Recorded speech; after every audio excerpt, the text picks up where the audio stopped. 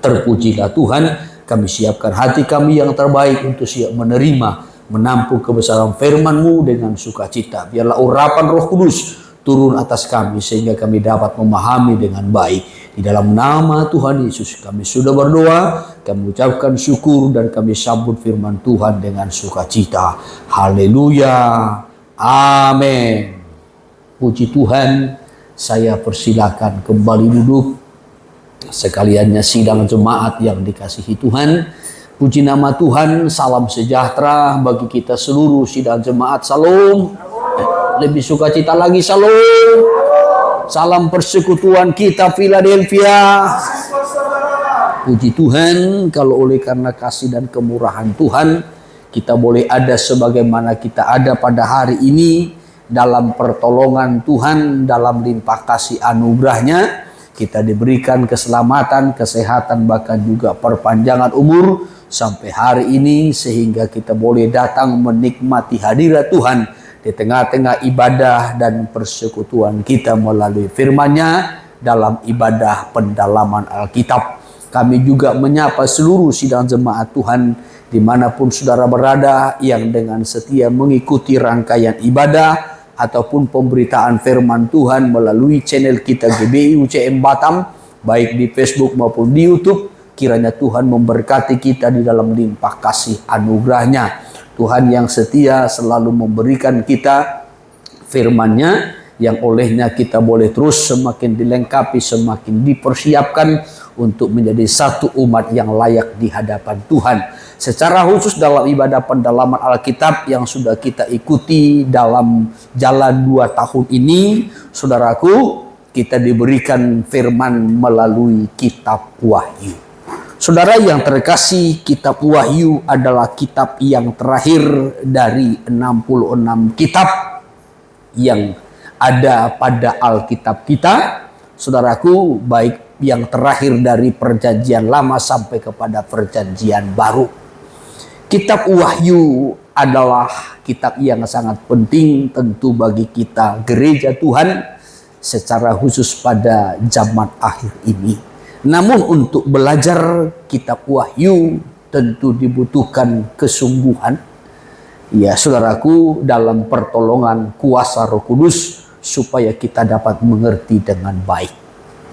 Ya, kitab Wahyu ini harus dipelajari dengan serius supaya kita dapat memahami apa yang menjadi isi dan maksud rencana Tuhan bagi kita gerejanya. Saudara yang terkasih, kalau kita belajar kitab Wahyu harus dari hati yang rindu untuk bertumbuh menjadi dewasa secara rohani supaya kita diberi pengertian, pemahaman. Ya, suatu kerinduan untuk mengerti, suatu kerinduan untuk bertumbuh menjadi dewasa secara rohani. Dengan rendah hati baru kita dapat mengerti, baru kita dapat memahami. Kalau bukan karena kita rindu untuk bertumbuh secara rohani, kita akan sulit untuk mengerti kitab Wahyu. Baru yang kedua, saudara yang terkasih, suatu kerinduan untuk siap menyambut kedatangan Tuhan kembali. Sehingga apa yang kita pahami tentang kitab Wahyu akan membawa dampak dalam hidup kita, membawa keubahan, pembaharuan dalam hidup kita, sehingga kita siap menyambut kedatangan Tuhan. Tetapi kalau kita belajar kitab Wahyu bukan untuk mempersiapkan diri dalam menyambut kedatangan Tuhan, kitab Wahyu itu hanya kita pahami secara materi saja atau sebagai suatu pelajaran saja dan tidak akan membawa dampak dalam hidup kita. Maka kalau kita belajar kitab Wahyu, harus kita mempelajari dengan sikap hati untuk siap menyambut kedatangan Tuhan.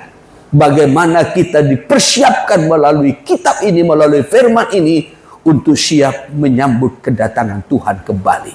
Sehingga pengertian pemahaman kita tentang kitab Wahyu itu akan membawa dampak, pengaruh ya, untuk mempersiapkan kita menjadi gereja yang siap sedia.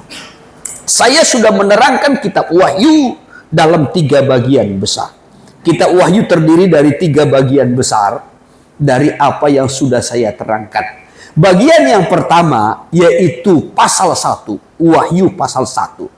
Wahyu pasal 1 itu penyataan Tuhan. Iya, di tengah-tengah jemaat. Itu dalam penglihatan Rasul Yohanes di Pulau Patmos, di mana ia melihat seseorang yang berjubah panjang, ya, berkilau-kilauan. Ya, saudaraku, ini menunjuk kepada pribadi Tuhan berdiri di tengah-tengah kaki dian. Kaki dian, 7 kaki dian yang dimaksudkan di situ adalah sidang jemaat, dan di tangannya ada 7 bintang. 7 bintang itu menunjuk kepada gembala jemaat atau malaikat jemaat yang ada di tangan Tuhan, ada dalam kekuasaan Tuhan, ada dalam perlindungan Tuhan, ada dalam pembelaan Tuhan. Ya, jadi kalau gembala jemaat, saudaraku, malaikat jemaat ada dalam genggaman Tuhan, dalam kekuasaan Tuhan, sedangkan Tuhan berdiri di tengah-tengah ke-7 kaki dian, itulah sidang jemaat. Jadi pasal 1 itu menyatakan Tuhan ada di tengah-tengah sidang jemaatnya, dan di tangannya, dalam kekuasaannya, saudaraku, para gembala-gembala yang menangani sidang jemaat. Itu Wahyu pasal 1. Sedangkan bagian yang kedua, yaitu Wahyu pasal 2 sampai Wahyu pasal 3. Wahyu pasal 2 sampai Wahyu pasal 3, di mana Tuhan mengoreksi kondisi rohani gereja dengan segala kekurangan dan kelebihannya, dan juga teguran, nasihat, serta janji yang Tuhan berikan bagi setiap jemaat atau gereja yang berkemenangan. Selalu ada janji Tuhan. Ya, itu bagian yang kedua. Lalu bagian yang ketiga, Wahyu pasal 4 sampai Wahyu pasal 22. Segala sesuatu yang akan terjadi. Ya, itu dari pasal 4 sampai pasal 22. Pasal 4 dan pasal yang kelima itu adalah standar. Ya, standar sorga yang harus dicapai oleh gereja.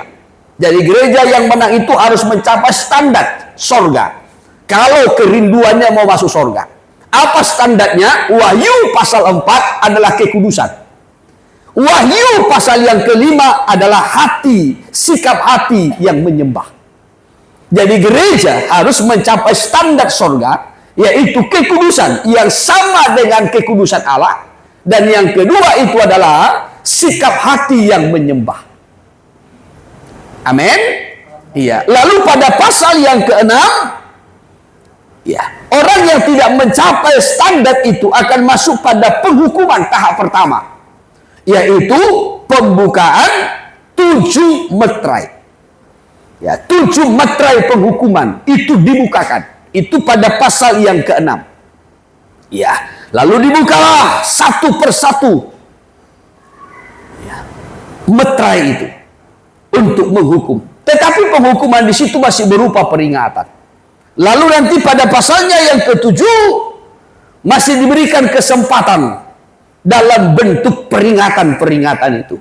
Maka pada pasal yang ke-7 dimeteraikanlah yang menjadi milik Tuhan secara khusus dari ke-12 suku Israel, 144.000 diberikan kesempatan untuk dimeterai sebelum masuk kepada pembukaan meterai yang ke-7.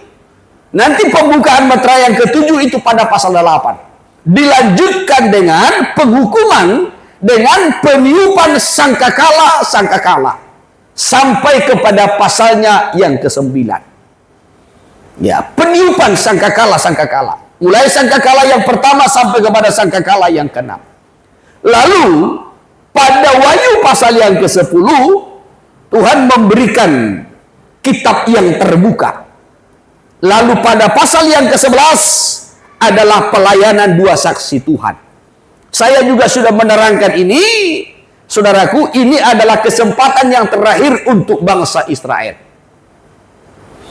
Kalau untuk gereja, ya, kalau untuk gereja di luar Israel, bangsa-bangsa mendapat kemurahan sebelum kedatangan Tuhan. Kegerakan rohani bagi gereja atau masa kemurahan bagi gereja adalah sebelum kedatangan Tuhan. Sedangkan kegerakan besar bagi orang Israel itu adalah pada zaman anti-Kristus. Saya sudah terangkan ini. Ya, maka disitulah nanti pembukaan kitab itu dibukakan kitab dan juga pelayanan dua saksi Allah pada pasal yang ke-11. Ya, pasal 11 ayat 1 sampai kepada ayat 14. Lalu ayat 15. Ya, pasal 11 ayat 15 dan seterusnya sampai pasal 12, pasal 13 sampai pasal 14. Ya, itu adalah peniupan sangkakala yang ketujuh. Ya, apa yang terjadi ketika sangkakala yang ketujuh ini ditiup? Peperangan antara Tuhan dan orang-orangnya, serta iblis, antikristus, nabi palsu, dan juga orang-orangnya, semua orang yang berdosa, yang tidak mau bertobat, ini akan memerangi Tuhan. Nanti puncak peperangan itu terjadi, yaitu disebutkan dengan perang Armageddon. Tetapi Tuhan menang bersama dengan orang-orangnya. Maka pada Wahyu pasal yang ke-15 itu nyanyian kemenangan. Tuhan bersama dengan orang-orangnya.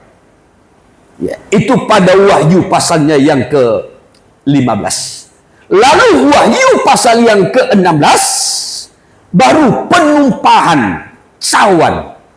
Ya, penghukuman tahap yang ketiga, yaitu cawan murka Allah yang ditumpahkan. 7 cawan murka. Lalu pada pasal 17, Wahyu 17, Wahyu 18 sampai Wahyu pasal 19, itu penghakiman ataupun penghukuman terhadap Babel. Babel dihakimi, Babel jatuh, sorak kemenangan terhadap kejatuhan Babel. Lalu pasal 19 ayatnya yang ke-6 dan seterusnya, itu kesiapan mempelai Tuhan. Ya, baru pasal yang ke-20 iblis ditangkap, dilempar ke jurang maut, sedangkan antikristus dan nabi palsu itu dilemparkan ke perapian neraka. Lalu kerajaan 1000 tahun damai ditegakkan di bumi. Setelah itu baru nanti penghakiman yang terakhir. Baru endingnya Wahyu 21 sampai 22, yaitu langit baru, bumi baru, Yerusalem baru, kekekalan bersama dengan Tuhan.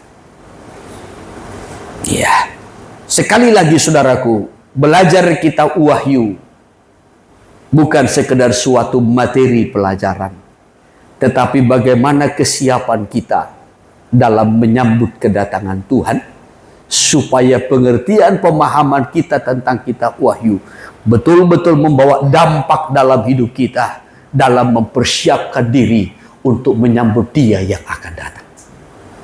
Haleluya. Saudara yang terkasih, kita sudah belajar kitab Wahyu sampai kepada pasal yang ke-11. Yang terakhir pada minggu yang lalu saya kutip dari ayat 11 sampai kepada ayatnya yang ke-14. Dan malam ini kita akan melihat Wahyu pasal 11 ayat 15 sampai kepada ayat 19, yaitu sangkakala yang ke-7, nyanyian puji-pujian para tua-tua. Ya, jadi kita akan masuk kepada peniupan sangkakala yang terakhir, yaitu sangkakala yang ke-7. Ketika sangkakala yang ke-7 ini ditiup, apa yang terjadi? Mari kita perhatikan dulu dari ayat 15 dibacakan sampai ayat 19. Demikian firman Tuhan. Ya.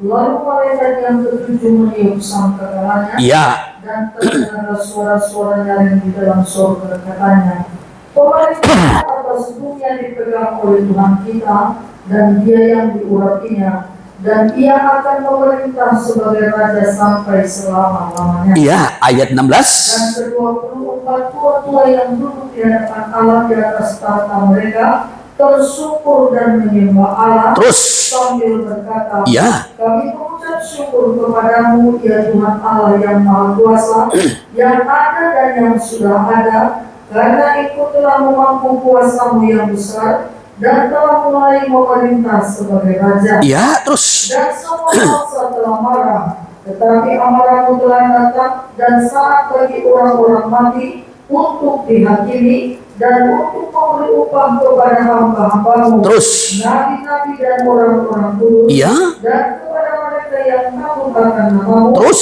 kepada orang-orang kecil dan orang-orang besar, dan untuk membinasakan barang siapa yang membinasakan. ayat 19, maka Maka terbukalah bait suci Allah yang di surga, dan kelihatanlah tabut perjanjiannya di dalam bait suci itu, dan terjadilah kilat dan deru-deru dan gempa bumi dan hujan es.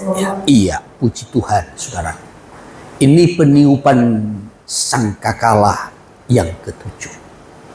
Kembali saya ingatkan, mari dengan segala kerendahan hati, dengan hati yang rindu untuk betul-betul mengerti, memahami firman Allah yang akan membawa kita bertumbuh, serta melengkapi mempersiapkan kita dalam menyambut kedatangan Tuhan kembali.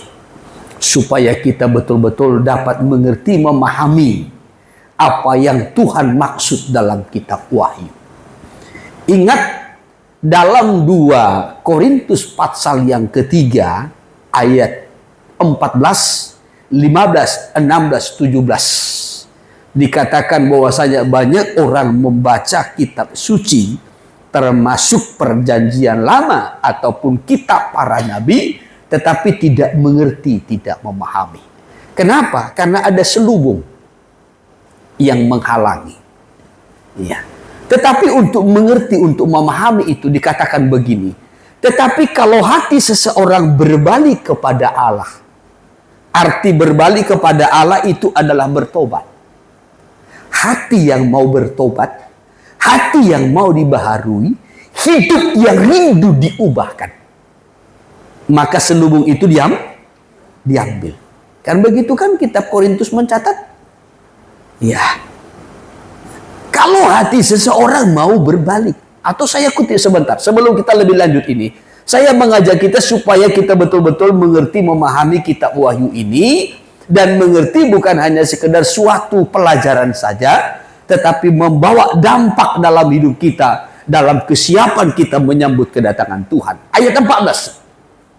Tetapi pikiran mereka telah menjadi tumpul. Terus, sebab sampai pada hari ini selubung itu masih tetap menyelubungi mereka. ya. Jika mereka membaca perjanjian lama itu tanpa disingkapkan. Terus, Karena hanya Kristus saja yang dapat menyingkapkan. iya, ada selubung kalau tidak disingkapkan. Terus, Bahkan sampai pada hari ini, ya, setiap kali mereka membaca kitab Musa, ya, ada selubung yang menutupi hati mereka. ada selubung yang menutupi sehingga tidak memahami dengan baik. Tetapi terus, Tetapi apabila hati seorang berbalik kepada Tuhan, tetapi apabila hati seseorang berbalik kepada Tuhan, hati berbalik kepada Tuhan itu yang disebut dengan bertobat. Hati yang bertobat, hati yang mau dibaharui, hati yang mau diubahkan. Ya, kalau hati seseorang mau berbalik kepada Tuhan, maka terus selubung, maka selubung itu diambil dari maka selubung itu diambil. Yang menutupi itu diambil. Sehingga kita dapat mengerti, kita dapat memahami. Lanjutkan dulu. Ayat 17. Sebab Tuhan adalah roh. terus, Dan di mana ada roh Allah, di situ ada iya, kemerdekaan. Tuhan adalah roh. Ya. Di mana Tuhan hadir, kita datang kepada Tuhan berbalik. Ya. Dalam hidup kita ada Tuhan. Tuhan menaruh rohnya dalam hidup kita supaya kita dapat mengerti, kita dapat memahami. Ya. Firman itu dengan baik dan benar. Ya. Jadi saudaraku, orang yang bisa mengerti, memahami apa yang dimaksudkan Tuhan melalui firman-Nya, secara khusus saya kutip dari kitab Wahyu ini, adalah orang-orang yang hatinya mau berbalik.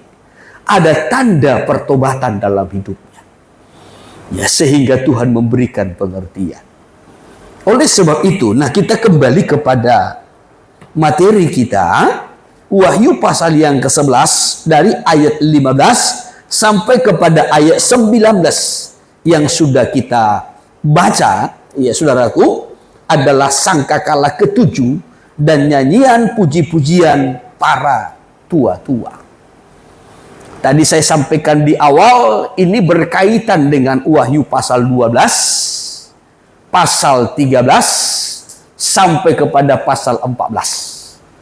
Yaitu peperangan, perlawanan. Baik juga nanti pada pasal 12, ya, bagaimana iblis itu tidak mendapat tempat di sorga, lalu nanti akan mengerahkan peperangan. Pasal 13 akan join dengan antikristus dan nabi palsu, lalu mengadakan peperangan untuk melawan Tuhan, menghasut orang-orang berdosa, menghasut orang-orang yang tidak mau bertobat untuk melawan Tuhan, dan berpuncak nanti pada perang di Armageddon. Ya, nah kita perhatikan satu persatu. Saya kutip dulu ayat 15. Dalam ayat 15 dikatakan, lalu malaikat yang ketujuh meniup sangkakalanya, dan terdengarlah suara-suara nyaring di dalam sorga. Suara-suara nyaring di dalam sorga. Ya, apa suara nyaring dari sorga ini? Saudara yang terkasih, ini seruan oleh suara dari sorga. Ketika sangkakala yang ketujuh ini ditiup, ada seruan suara dari sorga. Sampai dikatakan tadi di sini suara-suara nyaring dari sorga. Iya. Apa isinya? Pemerintahan atas dunia dipegang oleh Tuhan kita, dan Dia yang diurapinya, dan Ia akan memerintah sebagai raja sampai selama-lamanya. Suara-suara nyaring yang terdengar dari sorga ini menyatakan bahwasanya kekuasaan dunia akan dipegang oleh Tuhan atau Kristus. Kalau selama ini dunia ini ada dalam kekuasaan iblis, kalau selama ini dunia ini ada dalam kekuasaan kerajaan kegelapan, tetapi tiba waktunya kekuasaan dunia dipegang oleh Tuhan kembali. Haleluya. Nah, ini yang diserukan. Ketika hal ini diserukan, Tuhan mau menyatakan, sorga mau menyatakan bahwasanya apa yang Tuhan rencanakan itu tidak pernah gagal. Apa yang Tuhan firmankan itu adalah kebenaran yang akan tergenapi. Iya. Jadi ini suatu seruan dari sorga yang berkata, pemerintahan atas dunia dipegang oleh Tuhan kita. Cukup lama Tuhan memberikan kesempatan bagi iblis untuk menguasai dunia, sekaligus untuk menguji manusia. Apakah manusia itu terpaut kepada penciptanya, atau manusia itu terpaut kepada iblis. Tetapi akan tiba waktunya kekuasaan dunia ini akan diambil alih oleh Tuhan. Nah, ini dipertegas kembali. Ya, kalau kita melihat kepada pasal berikutnya, pasal 12. Pasal 12, saya kutip ayat 10. Pasal 12 ayat 10. Demikian firman Tuhan. Ya. Dan aku mendengar suara yang nyaring di surga berkata, Ya. sekarang telah tiba keselamatan dan kuasa, Ya. dan pemerintahan Allah kita terus. dan kekuasaan Dia yang diurapi. Ya, dan tiba waktu kekuasaan Dia, pemerintahan Dia, yaitu Kristus yang diurapi. Sudah tiba waktunya Dia akan mendirikan kerajaannya di bumi ini. Dan bumi ini ada dalam kekuasaannya. Tidak lagi iblis yang menguasai, tetapi pemerintahan Tuhan akan ditegakkan di bumi. Amin. Coba terus. Karena telah dilemparkan ke bawah pendakwa saudara-saudara kita Ya, yang mendakwa mereka siang dan malam di hadapan Allah kita. iya, karena sudah dilemparkan ke bawah pendakwa, yaitu iblis, setan. Ya, tiba waktunya Tuhan akan memegang pemerintahan, kekuasaan atas dunia. Oleh sebab itulah tadi, kalau kita melihat di situ perikopnya, ada nyanyian puji-pujian dari para tua-tua. Iya. Kenapa? Karena pemerintahan sudah diambil alih oleh Tuhan. Kekuasaan atas dunia ini sudah diambil alih oleh Tuhan. Ya. Iblis akan dilemparkan kalau selama ini dunia ini dalam kekuasaannya, kalau selama ini dunia ini dalam hasutannya, tetapi tiba waktunya Tuhan mengambil alih pemerintahan ini. Sehingga ada puji-pujian. Kalau kita mundur kepada pasal yang ke-6, Wahyu pasal yang ke-6, orang-orang yang mati martir, orang-orang yang menderita ataupun mati syahid, mereka berseru kepada Tuhan, berapa lama lagi ya Tuhan penguasa, darah kami, penderitaan kami dibalaskan. Maka dijawab, tunggu sampai genap jumlah saudara-saudara. Tunggu. Ya. Jadi kalau sudah tiba nanti waktunya, maka iblis itu akan dilemparkan dan kekuasaan dunia dipegang oleh Tuhan, serta penghukuman-penghukuman Tuhan, 7 cawan murka akan ditumpahkan sebagai penghukuman yang terakhir atas dunia. Ya. Kembali sebentar saya ikuti Wahyu pasal yang ke-6. Demikian ayat 10. Iya. Dan mereka berseru dengan suara nyaring katanya, Iya. berapa lama lagi yang penguasa yang kudus dan benar, Iya. engkau tidak menghakimi dan tidak membalaskan darah kami kepada mereka yang diam di Kepada bumi? mereka yang diam di bumi. Berapa lama lagi? Ya, maka terus. Dan kepada mereka masing-masing diberikan selai jubah putih, Terus. dan kepada mereka dikatakan Ya. bahwa mereka harus beristirahat sedikit waktu lagi. Sedikit waktu lagi terus. Hingga genap jumlah kawan-kawan pelayan dan saudara-saudara mereka Ya. yang akan dibunuh sama Ya. seperti mereka. Hingga genap. Kalau sudah genap, sudah mencapai batas waktu yang sudah Tuhan tentukan, sehingga setan tidak bisa lagi baik menyiksa manusia, merusak. Tidak bisa lagi, sebab kekuasaan atas dunia akan diambil alih oleh Tuhan. Dan akan dilanjutkan dengan penghukuman-penghukuman. Karena itulah tadi ada nyanyian puji-pujian. Iya. Jadi peniupan sangkakala yang ke-7 itu ditandai dengan nyanyian puji-pujian. Berbeda dengan ketika pembukaan meterai yang ke-7. Ketika pembukaan meterai yang ke-7, justru sorga itu sunyi senyap. Itu Wahyu pasal 8 ayat 1 sampai ayat 5. Perikopnya? Meterai yang ke-7. Iya, meterai yang ke-7. Ketika meterai yang ke-7 itu dibuka, sorga sunyi senyap. Ya, ayat 1.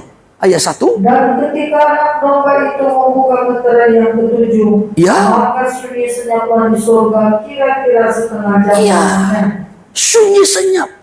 Ini saya sudah terangkan. Kenapa sunyi senyap? Seakan-akan Tuhan itu begitu berkabung berduka. Suasana sorga itu begitu heran. Melihat kekerasan hati manusia yang tidak mau bertobat. Ya. Meterai yang pertama sudah dibuka, meterai yang kedua dibuka, meterai yang ketiga dibuka, sampai meterai yang keenam sudah dibuka. Terjadi penghukuman melalui alam. Tetapi manusia tidak mau bertobat. Manusia mengeraskan hati. Oleh sebab itulah ketika meterai yang ketujuh itu dibuka, sorga pun seperti bergaung melihat, bahkan heran melihat kondisi manusia yang begitu keras hatinya yang tidak mau bertobat. Manusia larut terus dalam dosa. Manusia larut terus dalam kejahatannya.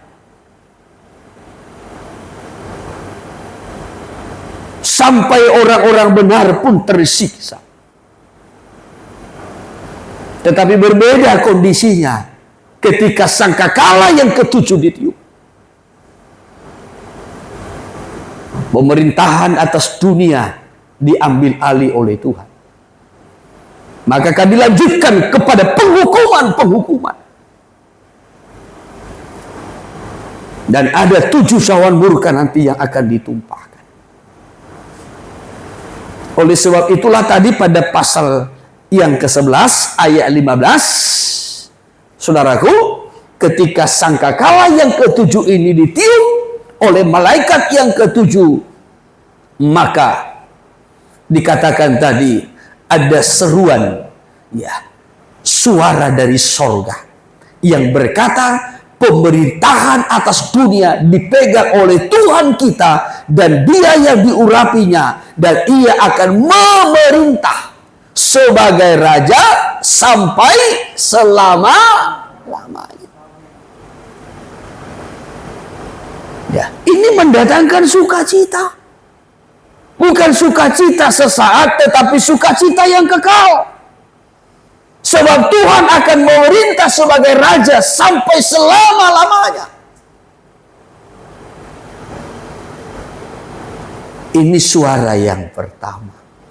Baru dilanjutkan ayatnya yang ke-16 sampai kepada ayatnya yang ke-18. Ya, ini seruan oleh para tua-tua. Ya, apa seruan dari para tua-tua ini? Nah, perhatikan. Dan ke-24 tua-tua yang duduk di hadapan Allah di atas tahta mereka tersungkur dan menyembah Allah. Ya, mereka tersungkur dan menyembah bukan diam. Tetapi ada seruan yang mereka sampaikan sambil berkata. Ya, kalau tadi ayat 15 itu adalah seruan suara dari sorga, ayat 16 sampai 18 adalah seruan oleh 24 tua-tua. Apa yang mereka serukan? Nah, dikatakan begini ayat 17 sambil berkata, kami mengucap syukur kepadamu ya Tuhan Allah yang maha kuasa, yang ada dan yang sudah ada, karena Engkau telah memangku kuasamu yang besar dan telah mulai memerintah sebagai raja. Ya, jadi Tuhan akan mendirikan kerajaannya di bumi ini 1000 tahun. Amin. Lalu dilanjutkan ayat 18. Dan semua bangsa telah marah. Ya, jadi 24 tua-tua ini menyerukan. Yang pertama-tama dikatakan semua bangsa telah marah.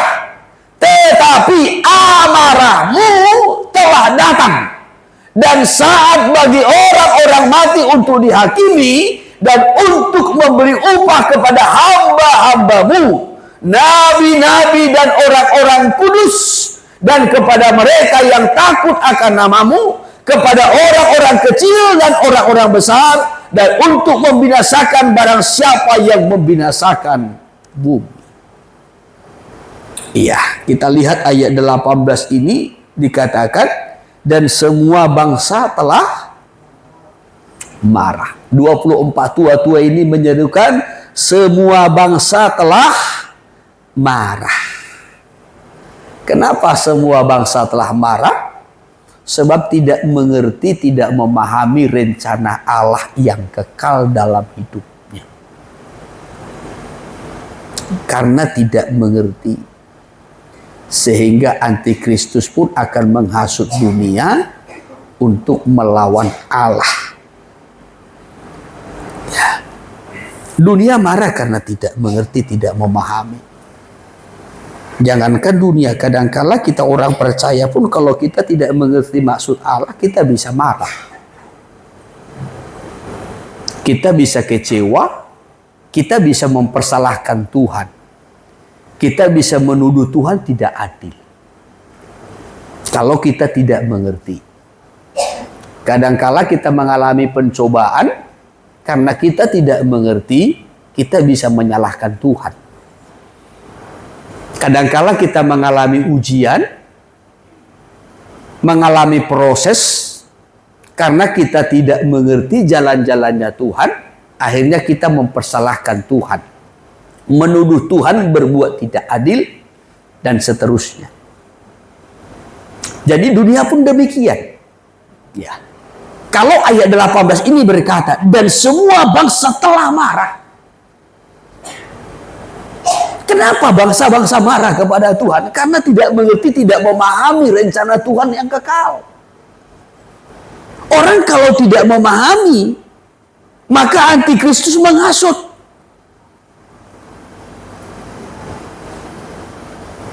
Menghasut untuk melawan Tuhan. Ya. Jadi orang-orang yang tidak mengerti, orang-orang yang tidak memahami, ini sangat mudah sekali untuk dihasut. Sangat mudah sekali. Jangankan terhadap Tuhan, kadang dalam kehidupan kita sehari-hari pun, ya, kalau kita tidak mengerti, tidak memahami seseorang itu, kita sangat mudah dihasut. Ya, untuk melawan, untuk mempersalahkan, ya, untuk mengasingkan, untuk mengucilkan, untuk menolak seseorang itu. Kalau kita tidak mengerti. Ya. Saudara pun kalau tidak mengerti saya, saudara tidak memahami saya, tidak mengerti kerinduan saya terhadap saudara, ya, cita-cita saya kepada saudara, mimpi saya terhadap saudara, ya, saudaraku, nah, tidak mengerti apa yang saya rindukan untuk saudara, saudara bisa salah paham. Ya, ketika saudara salah paham, saudara mudah dihasut. Ya. Saudara pernah mengalami seperti itu? Ya, itu dalam kehidupan kita. Ya, walaupun saya mungkin memiliki niat yang baik, tujuan yang baik, kerinduan yang besar, ya, bagi saudara, bagi masa depan saudara, bagi rohani saudara. Tetapi kalau saudara tidak mengerti tujuan saya, ya, saudara bisa salah paham. Dan saudara bisa mudah dihasut oleh orang lain.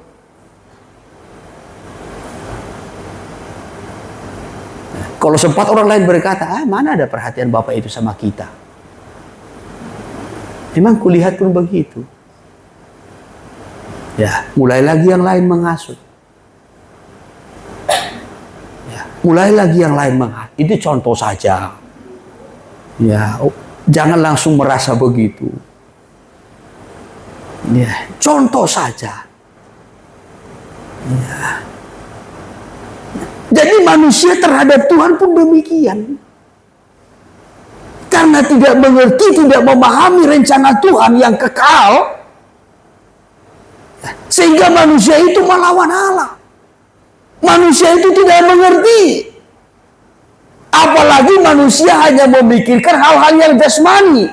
Manusia hanya memikirkan perkara-perkara dunia.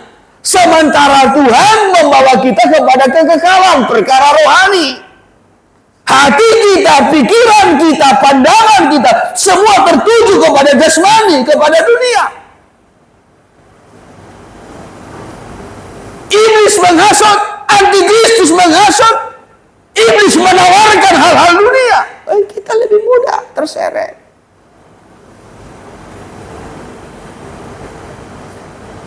Ya. Jadi kenapa dunia, kenapa bangsa-bangsa marah kepada Tuhan? Karena tidak memahami rencana Tuhan yang kekal. Ya. Sehingga nanti Antikristus akan menghasut untuk memerangi Tuhan.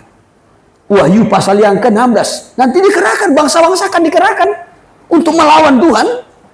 Iya. Coba dari ayat 13 dulu. Wahyu 16 ayat 13.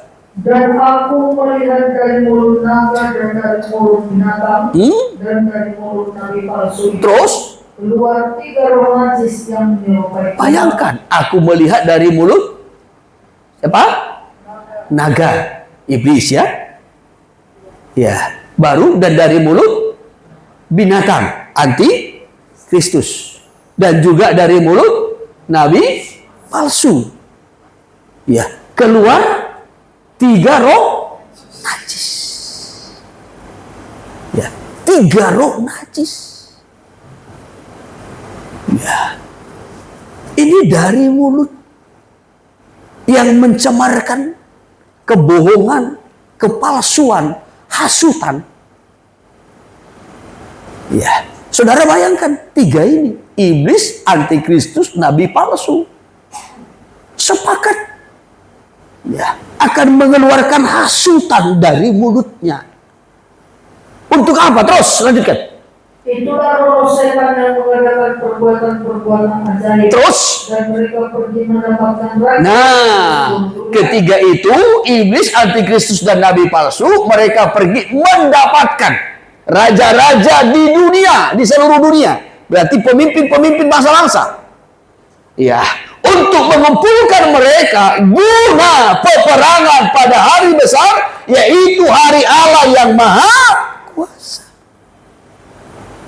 Ya. Jadi nanti iblis, antikristus, dan nabi palsu ini akan menghasut manusia. Manusia yang tidak mengerti maksud Allah, manusia yang tidak mengenal Allah, manusia yang tetap hidup dalam dosa, manusia yang tidak mau bertobat. Maka ketiga oknum ini nanti akan menyesatkan, menghasut mereka untuk melawan Allah.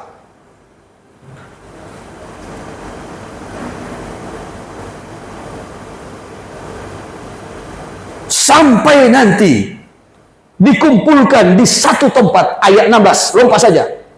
Namanya Armageddon. Dia mengumpulkan mereka di tempat Ya. yang dalam bahasa Ibrani disebut Harmageddon. Iya. Dikumpulkan di satu tempat yang dalam bahasa Ibrani disebutkan dengan Armageddon. Itu yang sering kita dengar dengan perang Armageddon. Ya. Kadangkala ini juga pernah sering difilmkan begitu. Perang Armageddon. Iya. Saudara yang terkasih, yang saya mau sampaikan bahwasanya bangsa-bangsa yang tidak mengerti, tidak memahami maksud Allah yang kekal akan salah dalam menilai Tuhan, sehingga mudah terhasut. Hal yang sama mungkin sering kita alami dalam hidup kita. Kalau kita tidak mengerti, tidak memahami maksud Tuhan yang kekal, jalan-jalan Tuhan, prosesnya Tuhan, seringkali kita menilai Tuhan dengan cara yang salah. Ya.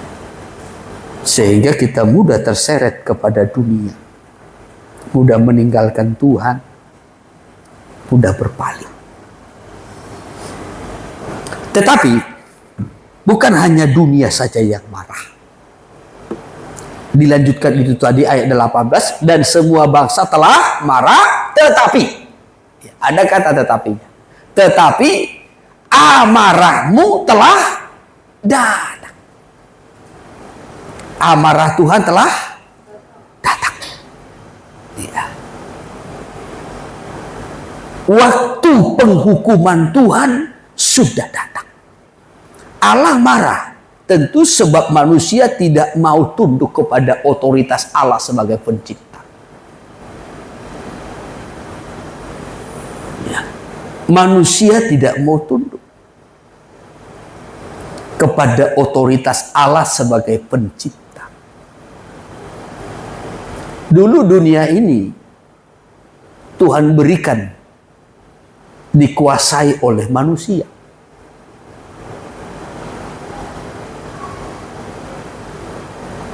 Itu kan Kejadian pasal 1 ayat 28.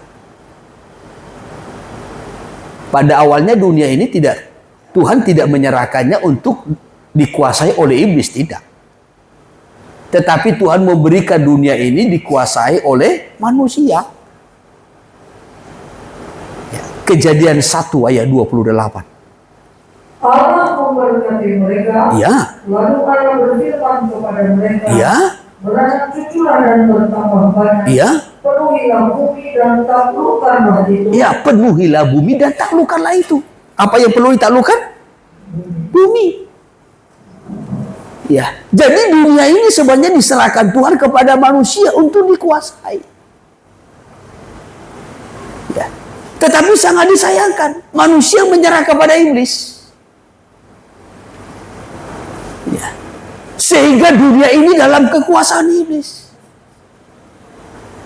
Kalau pada awalnya dunia ini Tuhan serahkan kepada manusia, taklukkanlah itu, berkuasalah atas ikan-ikan di laut dan burung-burung di udara dan atas segala binatang yang merayap di bumi.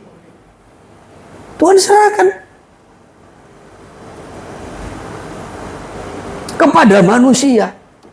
Sepanjang manusia mau tunduk kepada otoritas Allah, manusia berkuasa atas dunia, atas bumi ini. Tetapi sangat disayangkan, ya, manusia itu menyerah, ya, kepada iblis. Maka keturunan manusia itu Tuhan binasakan. Kejadian pasal 6 sampai kepada Kejadian pasal yang ke-8, keturunan manusia itu yang sudah menyerah kepada iblis, Tuhan binasakan. Maka tinggallah satu keluarga, yaitu Nuh dan anak-anaknya. Kembali Tuhan menyerahkan dunia ini kepada Nuh dan anak-anaknya. Kejadian pasal 9 ayat 1 dan 2. Kejadian pasal 9 ayat 1 dan 2. Lalu Allah memberkati Nuh dan anak-anaknya, Ya. serta berfirman kepada mereka, Apa firman-Nya? beranak cuculah dan bertambah banyaklah, serta penuhilah Ya, bumi. penuhi bumi, kata Tuhan. Terus, Akan takut dan akan gentar kepadamu segala nah, kembali Tuhan menyerahkan kekuasaan kepada Nuh dan kepada anak-anaknya. Dikatakan dalam ayatnya yang kedua, akan takut dan akan gentar kepadamu segala binatang di bumi. Terus, dan segala burung di udara, ya, segala yang bergerak di muka bumi, terus, dan segala ikan di laut, terus, ke dalam tanganmu semuanya itu, ke dalam tanganmu semua itu kuserahkan, kata Tuhan. Kalau tadi di awal Tuhan serahkan kekuasaan itu kepada manusia yang pertama diciptakan, namun sangat disayangkan mereka menyerah kepada iblis. Maka keturunannya Tuhan binasakan melalui air bah, sehingga tinggallah Nuh dan keluarganya. Lalu Tuhan kembali berfirman, ke dalam tanganmu kuserahkan semuanya itu, kuasailah. Kembali Tuhan beri, disuruh menguasai segala binatang di bumi, burung-burung di udara, segala yang bergerak di bumi, bahkan segala ikan di laut, ke dalam tanganmu. Ya, sekarang ini saudara, ya, kepada kecoa pun manusia takut. Kecoa, ya, tikusnya lompat, takutnya gak ketolongan. Padahal Tuhan berkata ke dalam tanganmu kuserahkan. Semua itu.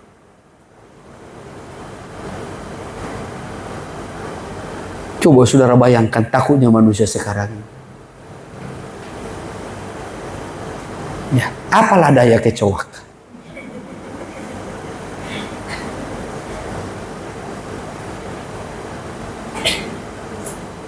Saudara takutnya ada ketolongan. Ya. Tidak usah dulu kita bicara ular, singa, harimau. Ya.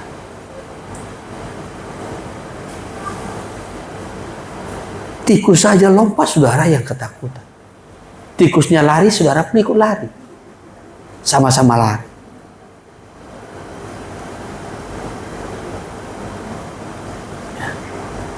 Padahal Tuhan menyerahkan semuanya kepada manusia.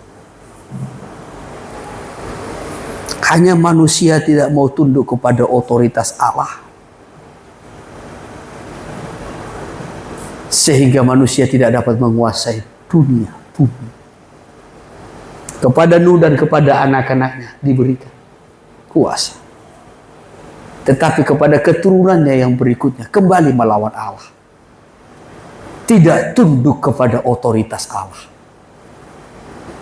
Saya sudah terangkan juga sedikit dalam ibadah raya kita soal bangsa-bangsa yang terbentuk dari anak-anak Nuh dan akhirnya juga melawan Allah. Bukan memanggil nama Tuhan, tetapi justru mencari nama. Bukan datang ke kota Allah, tetapi justru membangun kota-kota sendiri. Sebagai bentuk perlawanan dengan Tuhan. Tidak berhenti sampai di situ. Yang ketiga, Tuhan memberikan kuasa kepada bangsa Israel sebagai penguasa dunia untuk menguasai bangsa-bangsa. Tuhan beri. Ya. Jadi kalau bangsa Israel bisa menguasai bangsa-bangsa, itu janji yang Tuhan beri. Ulangan pasal 28 ayat 1.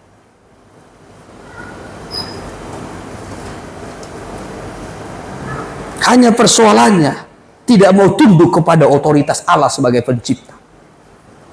Ayat 1. Jika engkau baik-baik mendengarkan suara Tuhan Allahmu. Ini perjanjian Tuhan dengan umatnya Israel. Jika engkau sungguh-sungguh atau baik-baik mendengarkan suara Tuhan Allahmu terus. Dan melakukan dengan setia segala perintahnya Ya. yang kusampaikan kepadamu pada hari ini. Terus. Maka Tuhan Allahmu akan mengangkat engkau di atas segala bangsa di bumi. Akan mengangkat engkau di atas segala bangsa di menjadi penguasa atas bangsa-bangsa di bumi. Tuhan serahkan. Tapi ada ketentuannya tadi. Jika engkau baik-baik mendengarkan suara Tuhan Allahmu dan melakukannya, maka segala bangsa di bumi ini ada dalam kekuasaanmu. Ayat 7. Ayat 7.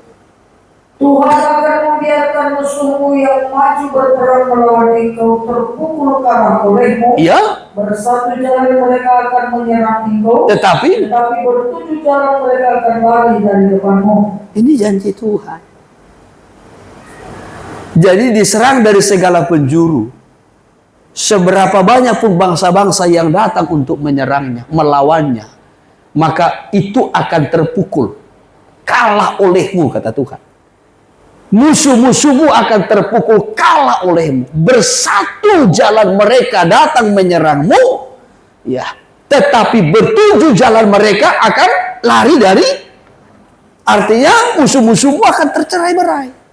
Mereka datang bersatu menyerangmu. Dari segala penjuru, dari segala jurusan. Tetapi mereka akan engkau pukul. Dan mereka akan tercerai-berai. Itu janji Tuhan. Tuhan berikan kuasa, otoritas kalau mau tunduk kepada Dia pencipta. Ayat 13 itu dikatakan, engkau bukan menjadi ekor, tetapi menjadi kepala. Itu ya, ayat 13. Tuhan akan mengangkat engkau menjadi kepala dan bukan menjadi ekor. Iya. Engkau akan tetap naik dan bukan turun. Terus. Apabila engkau mendengarkan perintah Tuhan Allahmu, Iya. yang kusampaikan pada hari ini, kau lakukan dengan setia. Ayat ini sebenarnya kan Tuhan tujukan secara khusus kepada orang Israel. Ya, hanya kita kutip untuk kita. Ya, menghibur kita, menguatkan teman-teman kita, kan begitu kan? Ya, hai saudaraku, jemaat Tuhan, engkau tidak menjadi ekor, tetapi engkau menjadi kepala. Ini ayatnya. Memang betul ayatnya ini. Tetapi ingat, ini dulu Tuhan tujukan secara khusus kepada orang Israel. Engkau akan menjadi kepala atas bangsa-bangsa. Ya. Walaupun mereka datang menyerangmu bersatu, mereka akan terpukul semua dan tercerai-berai. Asal engkau baik-baik mendengarkan suara Tuhan Allahmu dan melakukannya, engkau akan menjadi penguasa atas dunia. Tetapi sangat disayangkan, ya, tidak menghargai otoritas Allah sebagai pencipta. Oleh sebab itulah maka Tuhan marah. Ya, dan akan menghukum manusia yang tidak tunduk kepada otoritas Allah. Kalau tadi dalam Wahyu pasal 11 ayat 18, dan semua bangsa telah marah. Namun dilanjutkan, tetapi amarahmu telah datang. Kenapa amarah Tuhan itu datang? Kenapa Tuhan itu marah? Karena manusia tidak tunduk kepada otoritas Allah sebagai pencipta. Manusia diberikan kesempatan berkuasa atas dunia, tapi manusia menyerah kepada tangan iblis, sehingga akhirnya dunia ini dikuasai oleh iblis. Bahkan sampai hari ini. Namun akan tiba waktunya pemerintahan atas dunia akan diambil alih oleh Tuhan. Haleluya. Ya, Ia akan menegakkan kerajaannya di bumi ini. Kerajaan 1000 tahun damai.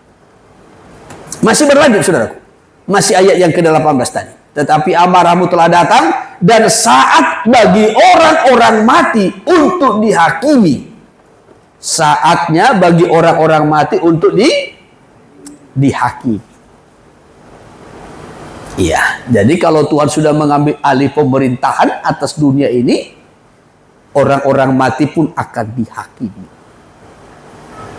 Ya, jangankan orang mati, orang hidup saja pun dihakimi. Jangankan orang hidup, orang benar pun akan dihakimi.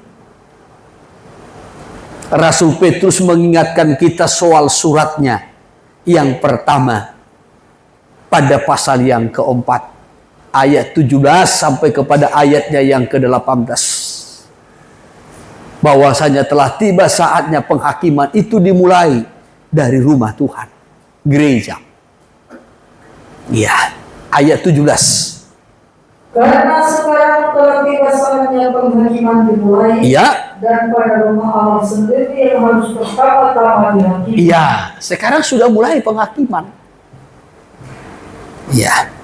Namanya penghakiman itu dosa-dosanya, kesalahannya, kekurangannya itu dinyatakan. Kan begitu kan kalau di penghakiman. Ya, saudara kalau menonton di sidang pengadilan, ya di pengadilan itu biasanya yang dinyatakan itu segala kekurangannya, segala dosanya, apa kesalahannya, dengan segala bukti-buktinya. Contohnya terjadi pembunuhan, ya apa buktinya dia membunuh, kapan, di mana, siapa saksinya, mana CCTV-nya, ada videonya enggak, ada gambarnya enggak, dan lain sebagainya. Jadi itu betul-betul harus dinyatakan. Ya, fakta-faktanya harus dibuktikan. Ya, supaya betul-betul real. Ya, itu namanya penghakiman. Hal yang sama dengan kita. Kalau penghakiman itu dimulai dari rumah Allah, gereja. Kalau dalam Injil Yohanes dikatakan apa yang menjadi hakim? Firman. Ya, firman itulah yang menghakimi kita. Sama seperti sekarang ini, firman ini sedang menghakimi kita. Menyatakan kesalahan kita, kekurangan kita, dosa kita, kelalaian kita, ketidaksungguhan kita, malasnya kita, dosa-dosa kita. Semua dinyatakan melalui firman. Apa tujuannya, saudaraku? Supaya kita bertobat. Jadi kalau kita masih hidup, kita dihakimi. Kalau gereja Tuhan itu dihakimi, supaya bertobat. Namun bukan hanya orang benar saja yang dihakimi, tidak. Nanti orang mati pun dihakimi. Tidak akan ada yang luput. Ya, jangan berpikir ya kalau sudah mati nggak ada lagi penghakiman. Ada. Ya. Tetapi sangat bahaya kalau kita mati dulu baru dihakimi. Itu nanti kena kepada Wahyu 20. Ya, dihakimi untuk dilemparkan ke dalam perapian. Tetapi kalau sekarang kita dihakimi melalui firman, supaya kita bertobat. Masih ada kesempatan. Ya, oleh sebab itu ayat 17 ini dikatakan, penghakiman sudah dimulai dari rumah Allah sendiri yang harus pertama-tama dihakimi. Dan jika penghakiman itu dimulai pada kita, bagaimana kesudahannya dengan mereka yang tidak percaya pada Injil Allah? Kalau kita pun dihakimi, bagaimana pula nasib orang-orang yang tidak percaya kepada Injil? Bagaimana nasib orang-orang yang berdosa? Bagaimana nasib orang-orang yang tidak bertobat? Nanti nasibnya itu dalam Wahyu 20 ayat 11 sampai 15. Ya, kalau mereka mati pun nanti akan dibangkitkan untuk dihakimi. Setelah itu dilemparkan ke dalam lautan api.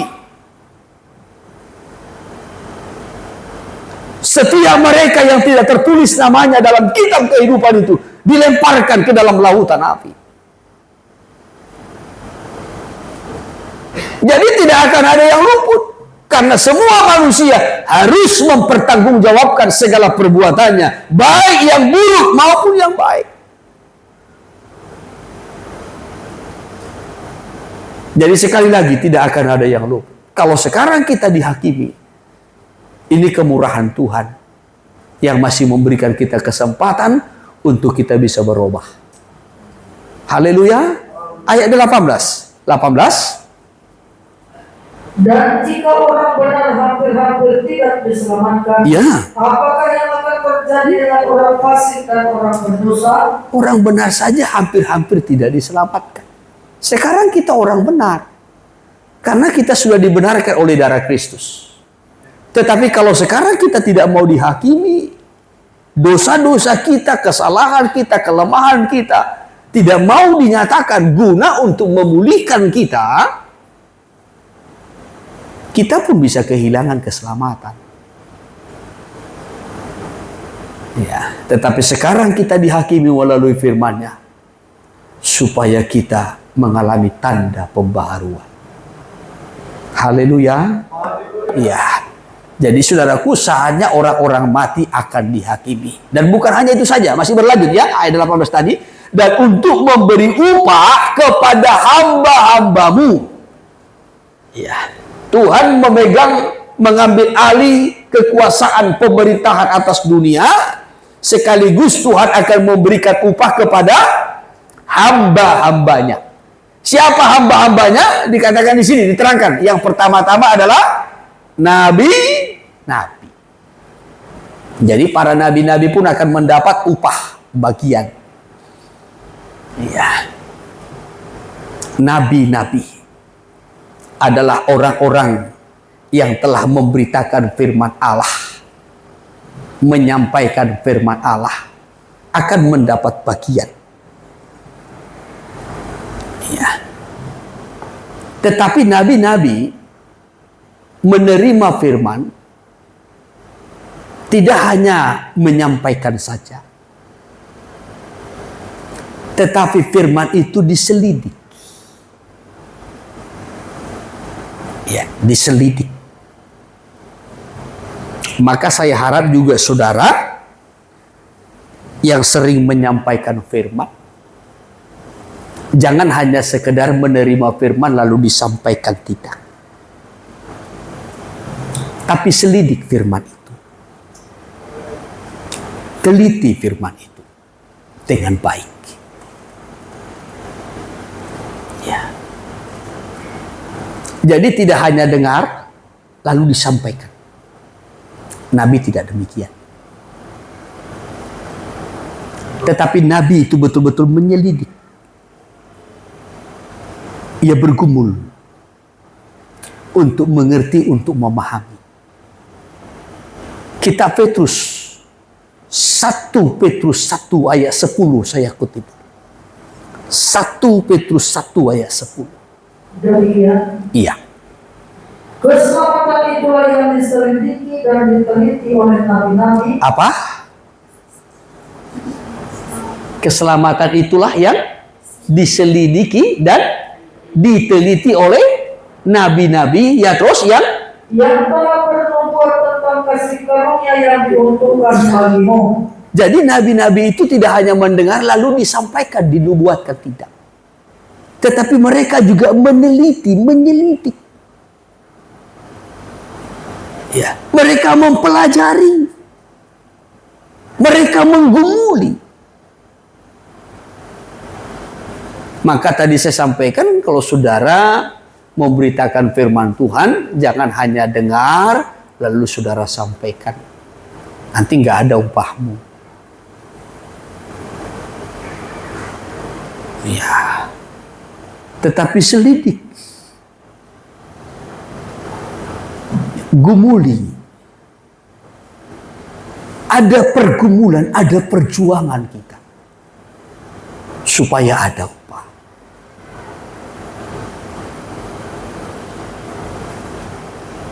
Bisa ditangkap?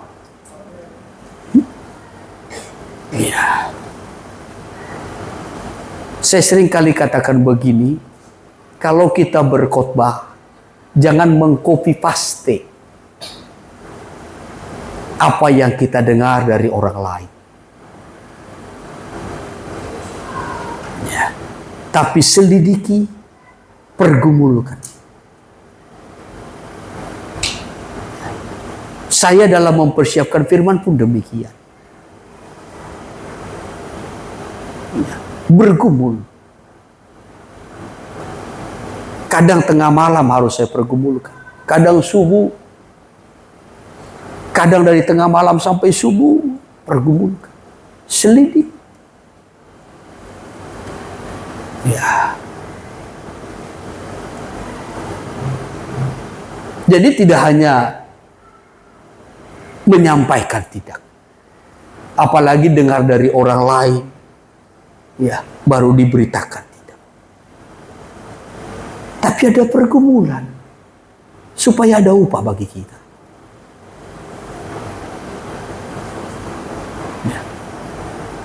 Ada upah. Maka tadi katakan saatnya Tuhan memberikan upah bagi hamba-hambanya. Siapa hamba-hambanya? Mulai para nabi. Para pemberita firman. Ya. Tetapi bukan hanya sekedar memberitakan begitu saja, tidak. Ada pergumulan. Diselidik, diteliti dengan baik. Ya. Jangan asal dikhotbahkan, jangan. Pahami dulu dengan baik. Ya, alami dalam hidupmu. Baru khotbahkan. Memang belajar itu sakit. Sakit. Pergumulan.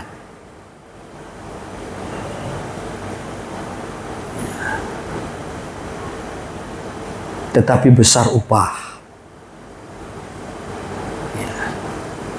bagi orang yang mau menyelidiki firman, meneliti dengan baik, serta memberitakannya. Jadi pertama-tama diberikan upah itu kepada para nabi. Baru yang kedua, bukan hanya nabi saja, dan orang-orang kudus. Orang-orang kudus. Ya. Orang-orang kudus juga mendapat bagian, mendapat upah. Kenapa? Karena orang kudus juga untuk hidup kudus itu perjuangan. Ya. Orang-orang yang mendapat upah ini adalah orang-orang yang berjuang. Berjuang menyampaikan firman, berjuang menyelidiki firman, berjuang untuk mengerti, memahami firman. Itu perjuangan. Saudara, kalau tidak berjuang untuk mengerti firman saja, apa upahmu?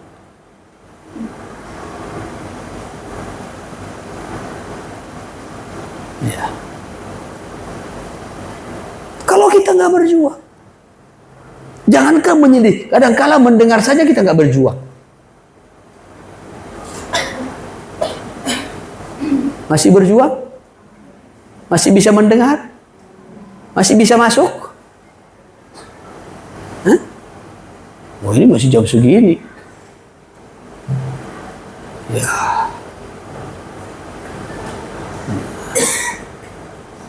Saya dalam beberapa hari ini pun tengah malam sampai subuh, ya, selalu belajar menyelidik firman. Walau sepanjang satu hari siang, apalagi dalam 2 minggu ini, kami sangat-sangat terlalu lelah. Ya saudaraku, dalam bangunan kita. Secara khusus dalam 2 minggu ini, setelah pulang pelayanan dari Riau, dalam 2 minggu ini sepertinya nggak ada hentinya.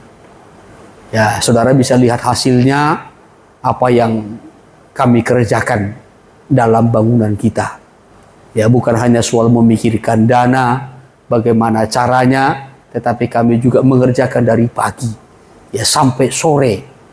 Ya, ya demikian pun ya saudaraku, ya, tetapi kalau saya pribadi malam, tengah malam, kadang sampai subuh juga tetap belajar menyelidiki firman Tuhan. Ya, satu pergumulan. Tetapi saya tahu Tuhan mempersiapkan upah. Ya, tetapi bukan hanya untuk orang yang menyampaikan firman saja, bukan hanya kepada orang yang menyelidiki firman saja, tidak. Juga kepada orang-orang kudus. Tentu orang-orang kudus karena berjuang untuk hidup kudus. Ya, tidak mudah terkontaminasi, tidak mudah kompromi, tidak mudah terseret. Ada perjuangan untuk hidup kudus. Bisa menjadi kudus kan tidak mudah. Ya, harus ada perjuangan. Baru yang ketiga, bukan hanya kepada orang yang hidup kudus saja, tetapi dilanjutkan juga kepada mereka yang takut akan nama Tuhan. Takut akan nama Tuhan. Ya. Orang yang takut akan Tuhan itu tentu menjauhi kejahatan. Itu orang yang takut akan Tuhan. Saya selalu menyampaikan, mengasihi Tuhan, tetapi tidak takut akan Tuhan, ya, ini bisa hidup dalam dosa. Memang mengasihi Tuhan, sebagai bukti mengasihi Tuhan, setia ibadah, melibatkan diri melayani, ikut dalam kegiatan-kegiatan rohani. Tetapi kalau tidak memiliki hati yang takut akan Tuhan, ibadah tetapi dosa jalan terus, melayani tetapi kompromi. Ini kalau tidak takut akan Tuhan. Tetapi yang namanya takut akan Tuhan, menjauhi kejahatan, menghindari kejahatan, itu pergumulan. Mazmur 34. Mazmur 34. Ya, saya ikuti dari ayat 12. Ayat 12. Demikian. Ya. Marilah anak-anak dengarkanlah aku. Ya. Takut akan Tuhan akan kuajarkan kepadamu. Takut akan Tuhan akan kuajarkan kepadamu. Ya, ini sampai diserukan ini. Marilah anak-anak, dengarkanlah aku, takut akan Tuhan akan kuajarkan kepadamu. Bagaimana itu terus? Siapakah orang yang menyukai hidup, Ya. yang mengingini umur panjang untuk menikmati yang baik? Siapa? Saudara menyukai hidup? Saudara ingin hidup kekal? Saudara ingin umur panjang? Dan menikmati hidupmu di bumi ini dengan baik? Terus, Jagalah lidahmu terhadap yang jahat, Ya. dan bibirmu terhadap ucapan-ucapan yang menipu. Nah, ini mau umur panjang, jangan menipu. Biar tidak didiskon umurnya. Mau umur panjang, jaga lidah kita. Jangan terlalu panjang. Ya. Jangan terlalu, istilah kita Amsal mencatat, lidah dolak-dalik. Memutar-mutar kata, fakta. Jaga supaya umur panjang. Kita bisa menikmati hidup. Orang kalau tidak bisa menjaga lidahnya, sulit menikmati hidup. Karena prasangkanya akan tinggi. Karena ia berpikir, semua orang sama seperti dia. Maka kalau kita bisa menjaga lidah kita, bisa menjaga perkataan kita, kita bisa menikmati hidup.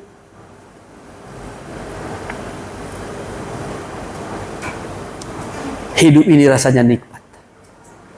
Iya, coba terus.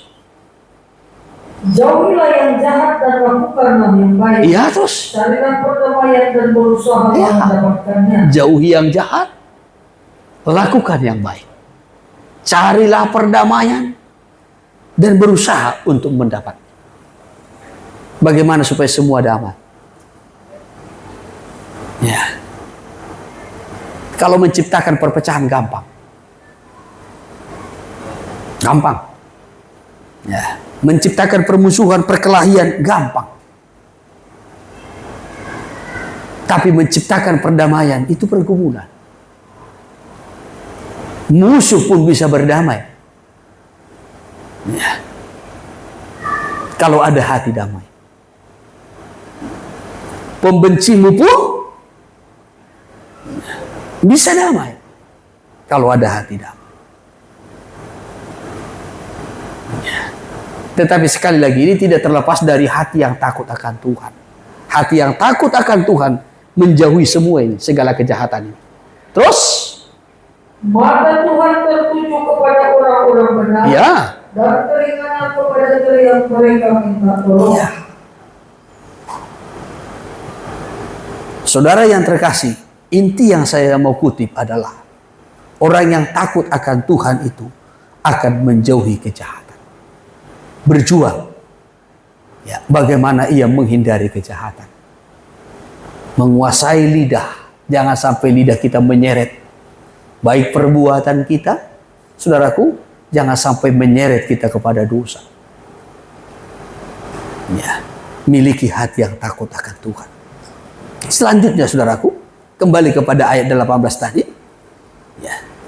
Tuhan akan memberikan upah kepada hamba-hambanya, yaitu para nabi-nabinya, orang-orang kudusnya, dan juga kepada orang-orang yang takut akan Tuhan. Baik mereka yang kecil maupun juga yang besar. Dan selanjutnya, dan untuk membinasakan barang siapa yang membinasakan bumi. Tuhan memberikan upah kepada hamba-hambanya, tetapi waktunya Tuhan juga akan membinasakan orang-orang yang merusak bumi. Orang-orang yang merusak bumi bukan hanya orang-orang yang menggundul hutan. Nah, jangan nanti berpikir ya orang yang merusak bumi adalah orang yang menggundul hutan sehingga terjadilah banjir. Ya, saya mengajak kita kembali kepada kitab Kejadian. Apa yang dimaksudkan dengan orang-orang yang merusak bumi? Orang-orang yang merusak bumi yang dimaksudkan di situ adalah orang-orang yang melakukan segala kerusakan dan menjalankan hidup yang rusak di bumi. Sama seperti pada zaman Nuh. Pada zaman Nuh, Kejadian pasal yang ke-6, ayat yang ke-9 sampai kepada ayat 11. Manusia menjalankan hidup yang rusak di bumi. Karena itulah maka Tuhan akan menghukum. Ya, siapa yang akan Tuhan menghukum orang-orang yang mengadakan kerusakan. Ya, yang merusakkan bumi. Yang dimaksudkan di situ adalah orang-orang yang menjalani hidup yang rusak. Pergaulan yang rusak, nikah rumah tangga yang rusak, motivasi yang rusak, hati yang rusak, pikiran yang rusak, motivasi-motivasi yang salah. Ini yang akan dihukum. Iya. Kenapa selama ini Tuhan tidak menghukumnya? Karena Tuhan menunggu waktu. Kalau dikatakan dalam kitab Yesaya, sampai si perusak itu sampai selesai merusak. Ya, sampai sempurna. Barulah Tuhan akan rusakkan.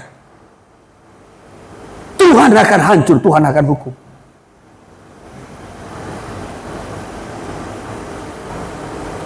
Ya, ini yang diserukan oleh 24 tua-tua.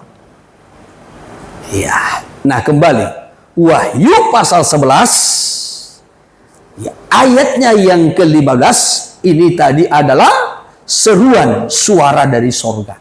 Sedangkan ayatnya yang ke-16 sampai kepada ayatnya yang ke-18 itu adalah seruan 24 tua-tua. Apa yang sudah diserukannya? Tadi kita sudah melihat isi yang diserukannya. Lalu ayatnya yang ke-19. Ayat 19 ini adalah sebenarnya seruan kuasa kerajaan Allah. Di mana diperlihatkan terbukalah bait suci Allah yang di sorga. Dan kelihatanlah tabut perjanjiannya di dalam bait suci. Apa yang terlihat? Tabut. Coba sebentar tabernakelnya. Iya. Di tabernakel, di ruangan Maha Kudus, di situ ada tabut. Tabut itu berbicara tentang tahta Allah, kedudukan Allah. Tabut perjanjian. Ya, ini bicara tentang tahta Allah, kedudukan Allah. Kenapa ini diperlihatkan? Saudaraku, Tuhan mau memperlihatkan bahwasanya Allah sudah berada dalam kedudukannya. Sebagai pemimpin, sebagai penguasa yang akan memerintah, yang akan menghukum. Ya, ini diperlihatkan. Oleh sebab itu, nanti pada pasal yang ke-15, Wahyu pasal 15, sebelum 7 cawan murka. Sebelum 7 cawan murka itu ditumpahkan, kembali nanti bait suci ini diperlihatkan. Bait suci yang di sorga ini menyatakan kekuasaan Allah. Bukan hanya memerintah sebagai raja, tetapi kekuasaan Allah untuk menghukum dengan 7 cawan murka yang sudah dipersiapkan. Saya kutip sedikit lagi. Mari, saya kutip dulu sebentar pasalnya yang ke-15, ayat 5 sampai ayat 8. 7 malaikat dengan 7 cawan murka Allah.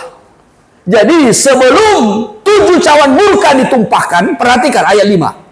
Kemudian daripada itu aku melihat orang membuka bait suci. Ya. Kemah kesaksian di sorga. Kemah kesaksian di sorga. Ya. Dan 7 malaikat dengan 7 malapetaka itu ya. keluar dari bait suci. Terus. Berpakaian lainan yang putih bersih. Terus. Ya. Dan dadanya ikat pinggang dari emas. Ya. Terus.